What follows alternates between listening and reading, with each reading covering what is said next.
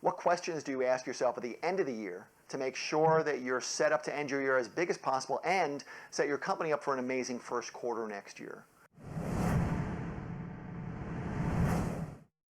See, the questions that we ask ourselves, both in business and in life, keep us focused on certain things. If you're always asking yourself why you're not making as much money as your friends, then you're always going to be struggling financially. And if your employees or your team members constantly ask themselves limiting questions, then they'll always find a way to self-sabotage their results in their department, so that it puts you in a position that you always need to monitor them to keep them moving forward, and that is draining for an employer. But sometimes it's tough to know what questions to ask yourself in business to keep yourself and your team growing. So more than a decade ago, we put together a Business 360 review. That's a series of questions that I and my leadership team fill out at least once a year, or really anytime that we hit a big obstacle in business. Because the questions in that business review help us to determine what needs to be fixed to meet or exceed the goals that particular year. Now, if you want to see a mini version of that same business review that we use in each one of the companies that I'm involved in, just go to built2growreview.com/123. And if you use that link, it's completely free and it only takes you a few minutes, but the insight you get will help you maintain consistent, profitable growth all year long. That's built2growreview.com/123. Now, over and above those questions on that review, at the end of every year, I go through 9 questions that help me sort of end my year as big as possible and set our company up for an amazing first quarter next year. And these are the same questions we go through with the companies that I advise and in the venture capital firm with every company that we invest in, to make sure that every company ends the year as big as possible and that we're set up for a big Q1. Now, you might have your own questions that you use to maximize growth, and if you do, man, I'd love to hear them, so please tell me in the comment section below. Because what we found is that companies that ask questions like this at the end of the year, they end their year better, and it doesn't really have to be the same questions that I ask. You could have your own, but the year that I started asking highly targeted review questions like this, that was our best year up to that point. And these questions are one of the main reasons that we meet or exceed our targets every year, because they keep us focused on the few actions that currently, right then and there, right now, right this month, right this quarter, drive the majority of our growth. Now, the very first question is, what were the top things or the top actions that moved the needle the most this year so far? Was it a new product introduction, new phone sales team that we put on? Was it adding a new marketing platform? What did we do to increase the list growth, to increase margin, to increase gross revenue, to increase retention, to increase lifetime value? What do we do for all that stuff? What were the top things that moved the needle the most this year so far? That's question number 1. Question number 2 is simply, how can we duplicate those actions or build upon them before the end of the year?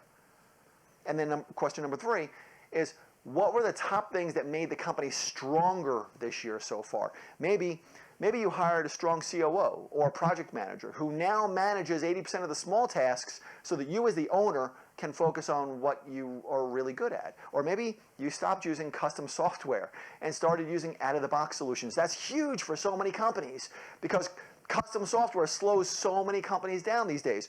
Or maybe you hosted your very first annual team meeting. And then the 4th question is, again, how do we duplicate those actions that were really good for us and build upon them?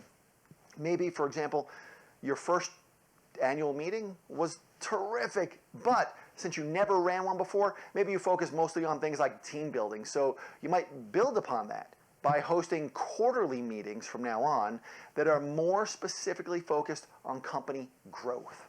And that would make a huge difference for you.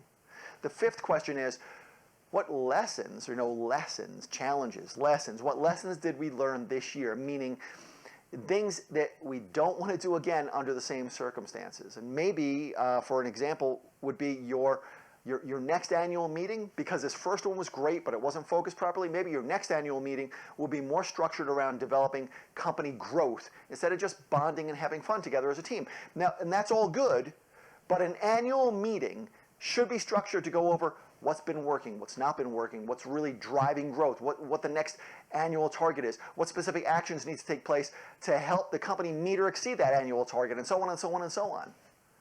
The 6th question is, did your target demographic change? Now, I know that's a weird question. That's a new question for us this year, because with all the new marketing platforms that came out this past year, and they come out every single year, it seems like, we found that our target demographic in 2 different industries skewed lower this year than any year before, which is kind of cool because we would have never known any of that if these new marketing platforms didn't automatically open us up to such a large, younger demographic. And that was huge for us. So we added that question. We will ask that question from now on. And then the 7th question, how do we do this? The 7th question is, what are the top 5 things you're committed, or that we as a company are committed to accomplishing before the end of the year, so that we end this year, so we close this year out as strong as possible?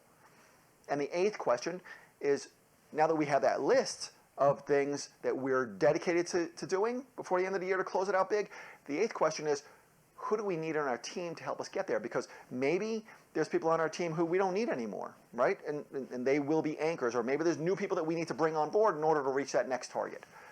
And then finally, the 9th question is, what ideas did we put on the back burner in this past few months or this past year that should maybe be revived now in Q4 or maybe in Q1?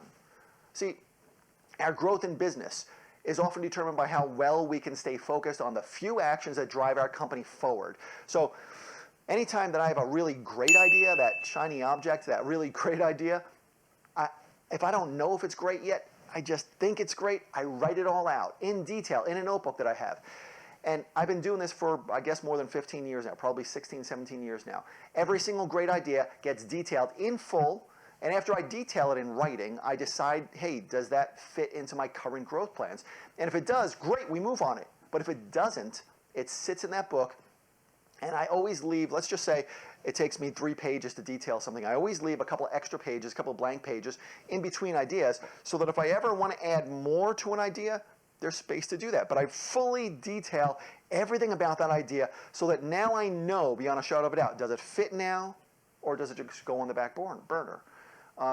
And by the way, I go back to that book every once in a while, at least once a year, and I look at the ideas and either kind of just leave them there, or I take action on them, depending on if they fit now in my life.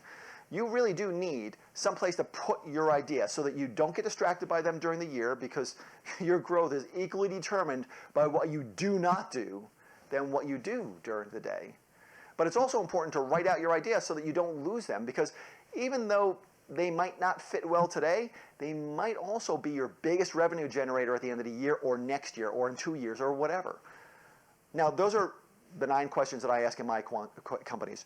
Your questions may be completely different, and that's okay. But in short, you need to uncover what, as a company, you should start, stop, or continue to maximize growth this quarter and to set you up for an even bigger and better next quarter.